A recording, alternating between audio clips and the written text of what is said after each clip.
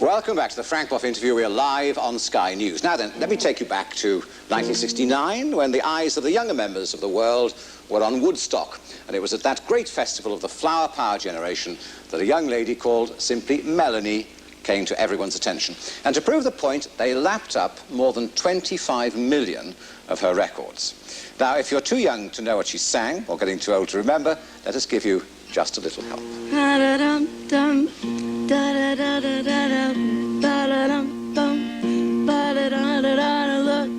Look what they done to my song, Ma.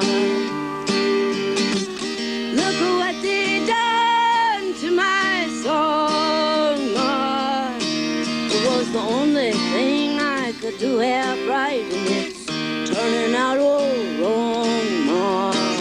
Look at what they done to my song. I've just lost 20 years. Yeah. Gone right back. You recorded that in French too. Give us the French verse. No, that was one verse because it sounded like it should have a Maurice Chevalier type of approach. So, ils ont changé ma chanson, ma. Ils ont changé ma chanson, ma. C'est la seule chose que je peux faire. Et ce n'est pas bon, ma. Ils ont changé ma chanson.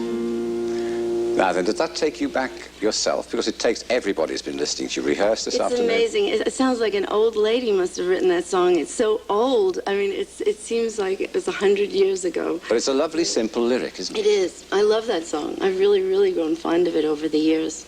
And Ray Charles recorded it, and Nana Muscuri, and a lot of international people. Do you remember how many copies you sold of that? No. Millions, surely. Yeah? Probably. Yeah. When I say does it take you back, did you feel at the time in the 60s that you were part of this kind of psychedelic flower power movement? Well, was it special, or were you just young and having fun? No, I wasn't having fun. I was young. But I was kind of growing up in public, and I was so vulnerable that I was probably part of the spiritual revolution, but I was definitely not a part of the drug revolution, and that kind of put me on the outside of things. But I don't really think that the whole Woodstock generation really started out to be about drugs and sex and, you know, communing and with each other like that. But I think it was more a spiritual thing. It was... Well, lucky it was in a sense, because at least you're alive. Yes. A lot of them are not, for That's various true. reasons, aren't they? But I think when you said before we were talking, and you said, then what happened? You know, it just seemed to, like, it was a great idea, and everybody sort of sensed, yeah, we're part of humanity. We really need to take care of each other.